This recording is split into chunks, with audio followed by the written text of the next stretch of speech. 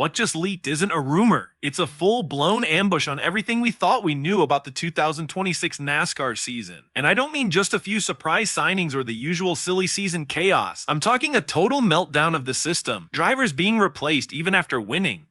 Rookies straight out of homeroom jumping into cup cars, entire teams switching manufacturers like flipping a coin, and rules. The rulebook didn't just get updated, it got incinerated. Let's start under the hood. NASCAR just confirmed that cup cars will run 750 horsepower at all tracks under 1.5 miles. That's not just faster, that's meaner, twitchier, and way more dangerous. Combine that with the return of the short track rules package, 3-inch rear spoiler, fewer diffuser strikes, and you're staring down the barrel of short track chaos at 5 huge venues: Bristol, Darlington, Dover, Nashville, and Gateway. These tracks are already pressure cookers. Now NASCAR just turned up the heat. Oh, and it's not just about speed. Safety's getting a dramatic upgrade too. Every cup car will now run an orange post flap. Tech that used to be only for Daytona or Talladega is now mandatory everywhere.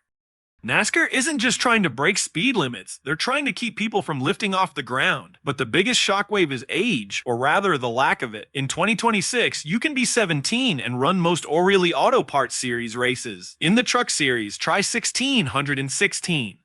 That's not young talent, that's teenage drivers competing against grown adults, some of whom have been racing longer than these kids have been alive. As one insider put it, by lowering the ages, NASCAR will often find itself assuming a parental role since the drivers have yet to reach adulthood.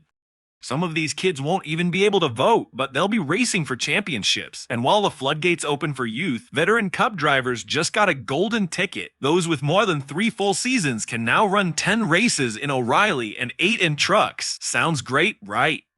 More star power in lower series. But here's the catch. Those cup guys are backed by big money, and that money flows back into their own cup teams. It's not just competition, it's infiltration. The rich teams get richer. The small teams, good luck. Now for the bombshells in the garage. Daniel Suarez, yes, the same Suarez who helped build Trackhouse Racing into a playoff team, who scored 2 cup wins and became a fan favorite, is out, gone. Trackhouse says it was mutual, ending after 2025, but we all know a breakup when we see one. Suarez isn't done though. He's heading to Spire Motorsports to drive the number 7 Chevrolet, replacing Justin Haley. That's a bold move. An experienced driver, big expectations, brand new team, no comfort zone. And Trackhouse's response: reload. They announced 19-year-old Connor Zeilish is getting a full-time cup ride in the number 88 in 2026. That's not just a gamble. That's all in. A teenager straight out of high school stepping into a cup car. And they didn't stop there. They paired him with Randall Burnett, a championship-level crew chief. This isn't development. This is war. Oh, and Shane Van Gisbergen. Yeah, he's staying too. 5 wins and Rookie of the Year in 2025 wasn't enough.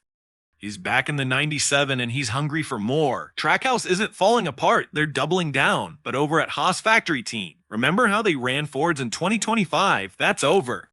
They're switching back to Chevrolet in 2026, returning to the brand they started with back in 2009. This isn't a paint swap, this is an identity reboot. Cole Custer stays in the number 41, now powered by Chevy. Sheldon Creed and Sam Meyer are sticking around too, riding into this brand new chapter. Meanwhile, Front Row Motorsports is playing it completely different. No chaos, no brand flip, they're locking things down. Zane Smith signed to a multi-year extension. His crew chief, Ryan Bergenti, is staying. While everyone else is playing musical chairs, Front Row is betting on stability being the secret weapon. And now the wildest move of all. Nick Sanchez, released from Big Machine Racing after a win in a playoff run in 2025, gone. Nobody saw it coming. And who replaces him? Not a hot prospect. Not a proven veteran, but Patrick Staropoli, an eye surgeon who only made 4 starts last year. 4. Now he's the full-time driver of the number 48. In what world does that make sense? Only in NASCAR 2026. And while the chaos unfolds, a few giants are staying rooted. Denny Hamlin signed with Joe Gibbs racing through 2027. William Byron locked in with Hendrick Motorsports through 2029. These guys aren't just racing, they're building empires. But below them, the battlefield is shifting fast. And there's Viking Motorsports, a name no one paid attention to until now. In 2026, they're going full-time with 2 cars. Anthony Alfredo in the number 96 with veteran crew chief Josh Graham, and Parker Retzlaff in the number 99 teamed with Danny Efford. who just worked with Harrison Burton. That's experience meeting raw youth, and the combination could be deadly. Speaking of youth, Jesse Love isn't a prospect anymore. He's the reigning O'Reilly Series champion, and he's back in the number 2 Chevrolet for Richard Childress Racing. RCR isn't just running him back, they believe in him. And in 2026, he might be the one everyone's chasing. Sam Hunt Racing is no longer a cute underdog story. They've leveled up 2 full-time entries in 2026. Dean Thompson in the number 26 and Harrison Burton in the number 24. Burton's got wins. He's been in the playoffs. He's racing angry. And Dean Thompson, he's racing hungry. That's a dangerous combo. Sammy Smith is still locked in at GR Motorsports for a 3rd straight year in the number 8 with Pilot, Peterbilt, and TMC returning as sponsors. It's clear this team sees him as the future. They're not just hoping for a breakout, they're banking on it. And behind the curtain, manufacturer warfare. RSS Racing just ditched Ford and joined Chevrolet. Rick Ware Racing dropped Ford too, now aligned with Richard Childress Racing. Meanwhile, Hattori Racing is one of the few trying to hold the line for Ford, and looming in the shadows, new manufacturers. NASCAR is prepping for new brands to enter, but the door isn't wide open. It's a trap door with conditions. Only 3 test sessions, only 6 cars. No new tracks. One misstep and you're out. It's not a debut. It's a gladiator trial. All of this isn't just silly season. It's a complete identity shift.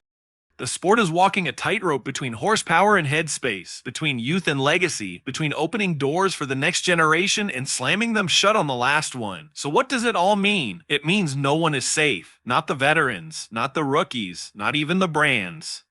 This isn't just another NASCAR season. This is a reckoning. And the ones who survive it, they won't just be champions. They'll be the ones who define the next era of the sport. Now let me ask you, with rookies this young, legends stepping aside, and entire teams flipping identities overnight, who's really ready for this new NASCAR? And more importantly, who's not? Drop your thoughts below, because in 2026, the only rule left is adapt or get left behind.